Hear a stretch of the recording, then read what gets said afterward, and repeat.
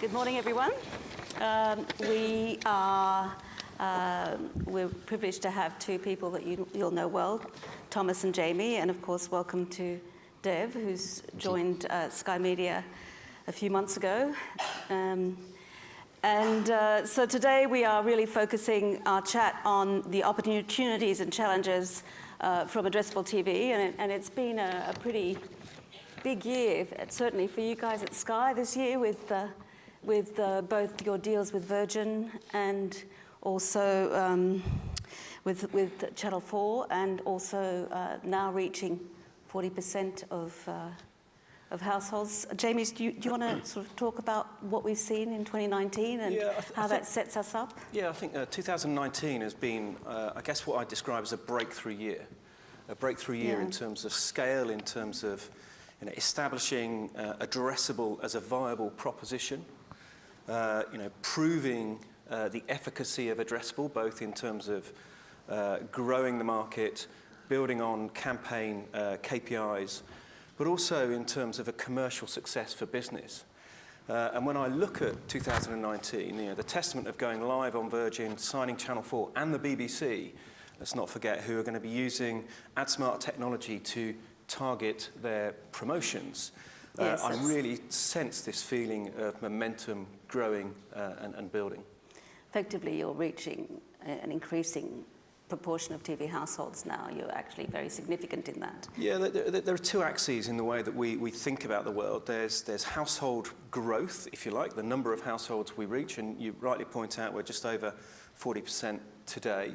We have a clear line of sight to well over 60% by the end of 2021. And then the other axis is channels. So all of the Sky Media represented channels have been live for quite some time. As I say, Channel 4 have announced their taking a part in the proposition. And I think Kelly at ITV has gone on record saying that he'd love to be involved at some point in the future. And I'm really hopeful that addressability and the AdSmart standards get adopted, not just in a widespread way across the UK, but more broadly across Europe, because I think advertisers need a consistency in how they trade, how they target, and how they measure. And I think that's something we're going to be talking about in a minute. Just moving from that, I mean, one of the things that came out of the 5-year forward report was measurable impact of addressable advertising. You tracked it across 130 campaigns, to 300,000 subscribers, and you had basically a huge impact on improved engagement and recall. And so do you have any specific things that you want to share on that particular Well, I think, as you say, there were thousands of campaigns that were assessed, but I think the way that I really think about this is you have a number of components, sort of like shareholders, if you like, in the relationship. You have the advertiser, you have the viewer, let's not forget them, and then you have the broadcaster from the platform. The return rate speaks for itself, with over 70% of advertising coming back and booking second, third, fourth, fifth campaigns. The other point that I noticed from the advertisers is that now we have this self-fulfilling prophecy where local and SME brands are promoting the product and the service themselves. So, marketeers in East Anglia, like Gasway, are promoting the brand on social media. Aston Martin are promoting how they use addressability. The agencies are using it in different ways. So it's working in a number of ways. And then when you think about it for the viewer, when AdSmart and targeted advertising reduces channel switching by an excess of, it's just about 50%, you know that you're improving the viewer experience. And in my simple little mind, what that means is, more engaged audiences, better viewing experience, better customer experience. Interesting, and of course you're all now part of the same family, including NBCU, so how is that changing your perspective on the evolution of what you're doing? Yeah, I think it's been really interesting to getting together as a group, right? So we were lucky that many people were bidding for us, but what we saw with Comcast and what we saw with NBCU was a real similarity in both the DNA, what we want to do, and how we want to do it. And we've made some pretty big wins already, right? So we've been almost leapfrogging in a way. We've been sharing some of the learnings that we've got on AdSmart, and they're going to be deploying that out there in the US. We've been sharing some of the learnings that they have on measurement, and we'll be talking a bit more about that, where we're deploying Different it. focus, yeah, Exactly, of course, yeah, traditionally. in sea flight, which we're bringing over here. We've been looking at, technology is one of the big parts that people always ask us about, how we're aligning our tech stacks and all of that. But actually, what we're thinking about right now is how do we align our capabilities? The technology will come after that. We've got a long way to go, but we've already started making steps and jumps there.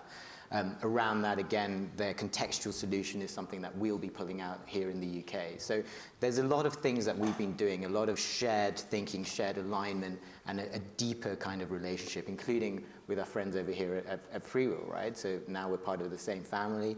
We talk more frequently, we talk more openly. We're talking about how, as Jamie referenced earlier, how we can do things together to make an addressable standard, which I think Thomas will talk a bit more about as well. Yeah, I mean, we've also heard from Claire about the change in audience behavior and the move of screen time across multiple screen and touch points, move towards super aggregators and hybrid offerings. What impact do you think that's having on addressable advertising? Well, for us, I mean, and for those of you who kind of have followed us over the last few years, we've always said that the one thing that publishers, broadcasters had to do, was trying to bring their audiences together. And, whether it's through the unification of the way they trade, the way you all trade, or whether it's bringing audiences together through new technologies like addressable, I think these are the two kind of phenomena or drivers that we see today. I'll touch on what Dev said. I mean, I think being part of a group that has the ability to innovate, whether it's NBC, whether it's Sky, whether it's Comcast, is paramount. But what I've seen mainly over the past year is people moving, particularly us and also sort of your partners, but internationally, from a technical discussion, how do we actually physically make it work, whether it's programmatic trading or whether it's addressable, and you guys are far ahead of the field in terms of making addressable work. But I've seen that conversation move to, okay, how do we make it work for the end user? Yeah. And how do we make it work for the advertiser/agency so that we have that commonality around trading, so it's made simple. And I think that, to me, has been the biggest learning of this year, working with with Sky, but also NBC and Comcast, and the rest of our clients around Europe is really wanting to not just make it work technically, but also financially and from a business perspective. So just to your point, Jamie, that this is kind of a key moment for addressable advertising, what do you think are the key drivers moving forward? What do you think are really some of the key issues as well? I mean, let's also talk about some of the complications, for instance, with live stream programming and so forth. Well, I think we have a tendency in this industry to overcomplicate things. Strange, coming from me, but in reality, we need to sort of distill it down to the really simple view. If you're an advertiser or you're an agency, you don't think about your campaign in isolation, whether it be within TV platforms or TV broadcasters. You want to understand a holistic view. So the challenge for the industry is building on, the EGTA Charter earlier on this year, building on that so that you have consistency of currency, measurement, transparency, all of those really, really important things, and building an ecosystem that allows data to pass so that you can measure and unify audiences. That's the simple sort of challenge for the industry. So give us some examples of how that's not working right now, so that the audience appreciates the scale of that challenge. So, to be fair, it links back to something Dev was just talking about, which is measurement. And we're talking about the fact that we have started the process of bringing sea-flight measurement across from the US to the UK.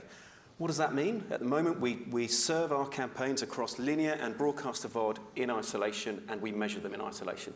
And that's not fit for purpose for the future. So our initial response is to go to the market and give a post-campaign report to start off with, but very quickly transitioning to live reporting of deduplicated reach and frequency between linear and VOD.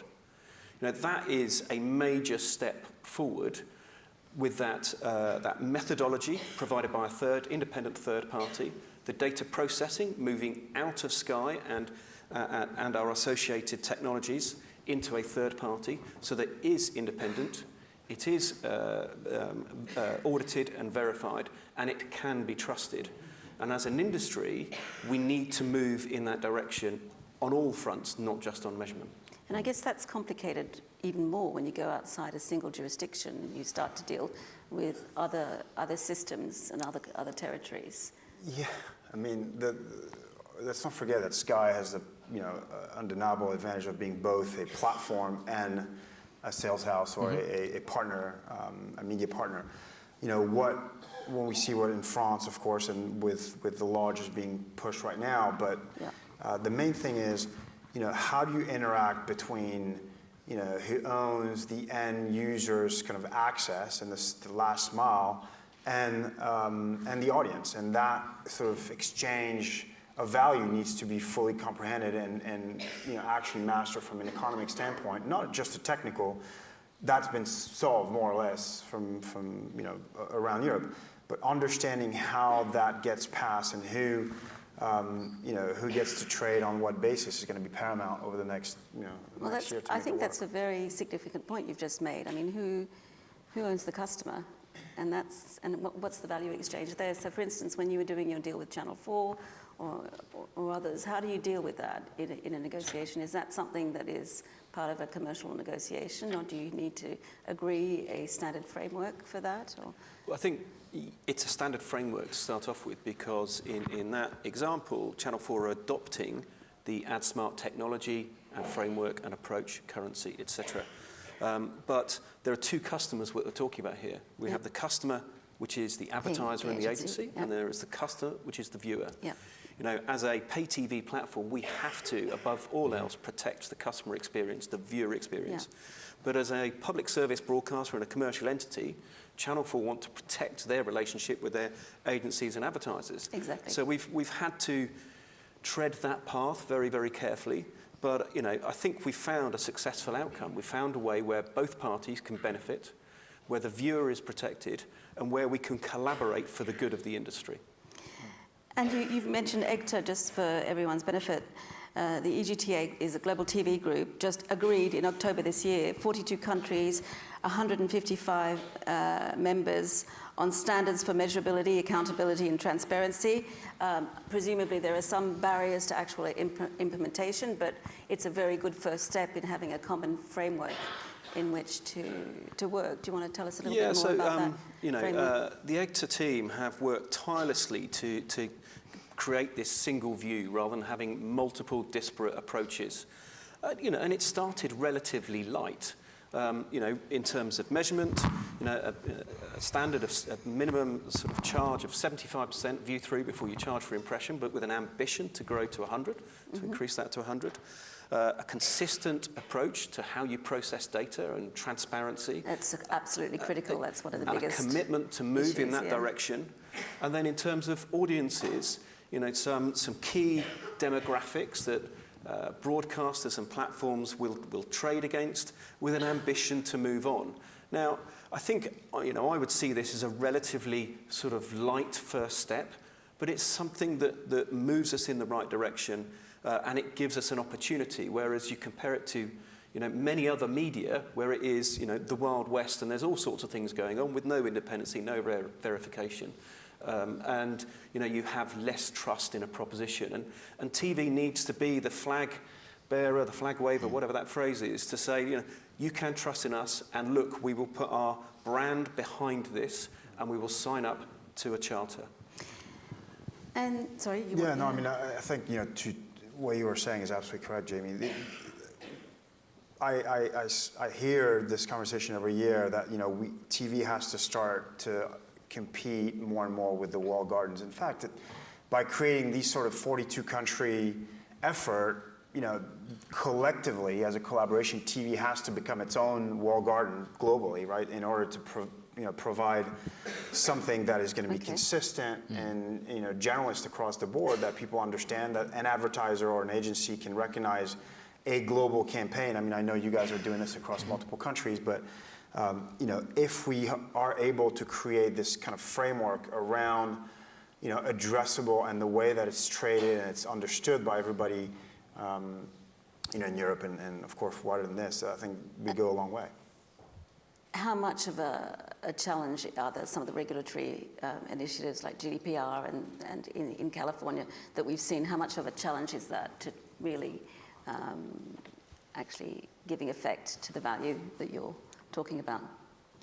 To be honest, I think it's a welcome challenge. I think because it goes to accountability and measurability. Yeah, exactly. Yeah. I mean, there's an administrative challenge, the amount of data sharing agreements, and all of those sort of things that we need to sign to affect addressable. Yeah. That's an overhead that we have to bear, but it's the right thing to do. We've got two sets of customers, the advertiser and agency and the viewer, and we have to at all costs protect the viewer and then ultimately their data within that. Yes, when you get into this world of offering consistent audiences, you have to find a way to do that across multiple platforms without leaking data and ceding control. Yeah. But it's absolutely doable. We have been doing it. We work with our agencies in that way. We work with our technology partners in that way, and we work with other platforms in that way. And you're effectively moving to a regulated collaborative data exchange model that's clearly defined, and that's the ambition. Yes. And that's the value creation over time that you have. How do you see the evolution of the sort of the reach by the digital platforms? Well, the attempt to move to reach by the digital platforms from attribution to reach and their growth there versus, you have strong views versus the TV scenario where you're trying to move further down the funnel, but it is relatively a new effort. There's been a lot of talks around the value of addressable, which allow for TV to compete Correct. head and how on. fast that's happening. But when we're back there, Jamie said something very interesting. At the end of the day, if you can prove value for the advertiser, not just because it's a technical gimmick, sure, but the value that AdSmart and other platforms that have launched recently have proven for the advertisers is paramount in proving the case against the digital platforms, and TV extends its value proposition way beyond those platforms now with addressability. To Jamie's point, why it's important to have an agreed framework internationally. So just looking at 2020, this is obviously, you said this is a pivotal year. Where do you see each of you things moving? What do you think are the priorities? How do you see? Claire said that there was a slow adoption, but let's see. What do you think? I'll give it the first crack. Look, I think we've talked a lot about. For me, there's three things that I think we're going to see next year, right? I think we're going to see a drive towards more standardization. We're going to see addressable reaching scale across more markets, and we're going to have to we haven't talked about it that much, but we're going to have to do something around simplicity across the TV ecosystem. Simplicity, yeah. Because I think, to your point, Jamie. Yeah.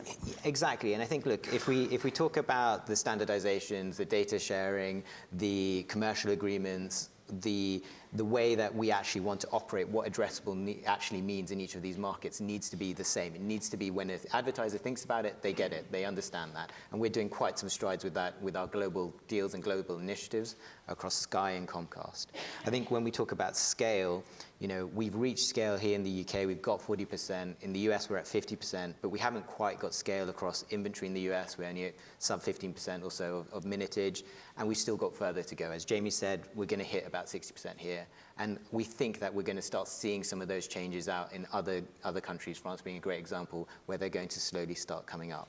Connected TV is very helpful for that too. Connected TV and scaling through that too. Yep. And I think the last point I'd like to make very quickly is simplicity, right? We talk about addressable, we talk about VOD, we talk about linear, we talk about a lot of different propositions. We need to bring it all together, right? Addressable has a place in most campaigns, whether it's reach building, whether it's incremental reach, whether it's frequency capping, or whether it's just kind of get to its traditional niche audiences, right? But we need to pull it together. We need to take that advertiser lens and help them reach their audiences, not reach screens, reach audiences, which are increasingly fragmented. And measurement is one of the key things. Once we have that deduplicated measurement across all our devices, we'll be able to kind of change things. So for us at Sky, that's one of the other key initiatives that we'll be pushing through next year. Thank you. And Jamie, final words? Yeah, 2020 for me is about the beach, Change. the slopes. Amazing, and thank you for the incredible energy you've put into pioneering Addressable TV and for the foundations that you've laid for incredible growth. Thanks, everybody, and I think that's it from us.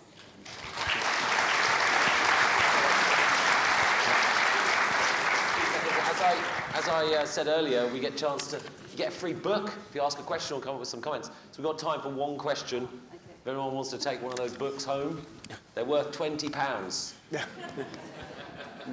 No, it's the final word from Jamie before he goes on holiday for 6 months. 12. 6 months? 12 months. No. Oh, we've got one here. He definitely wants a book. If we can get a microphone to the fella in the fourth row there. When do you think we'll see measurement and addressability on an individual level as opposed to a household level when it comes to TV? Not anytime soon, because what you have is you have a TV screen where multiple individuals sit in front of it, and I'm not convinced that many households will have a camera. There is a company in the US that have tested this that will have a camera in the TV proving who is in and out. You will have proxies where you will have your own curated menu, UI, whatever it may be, much as you do in Netflix and other subscription platforms, but it will never be definitive in that way. But what you can do, and we are doing, is blending methodologies from really established and successful measurement bureaus like Barb alongside addressability, as well as the individual serving that you get in mobile VOD, IP VOD, all of those sorts of things. So I think it's, it would be remiss for me to promise nirvana, but I tell you, what we're delivering already and will be delivering in 2020 is massive and a major step forward, and I think it should be adopted not just in the UK, but across the globe. Okay, I've got another question in the middle here. We've got enough time if you can hand the microphone along. You would be in the middle, wouldn't you? You really want your Eat Your Greens book, don't you? Thank you. I just want to ask you about, to Jamie, how much of your revenue is coming from Addressable TV, and how do you forecast that will change over the next 3 years? Quickly. So we're in high double-digit growth year over year over year. The percentage of revenue that is driven out of advanced advertising in our business has trebled. In fact, no, it's quadrupled over the last 4 years.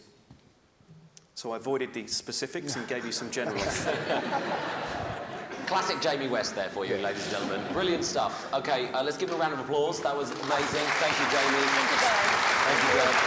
Thank you, Thomas. Cheers, buddy. Cheers, mate.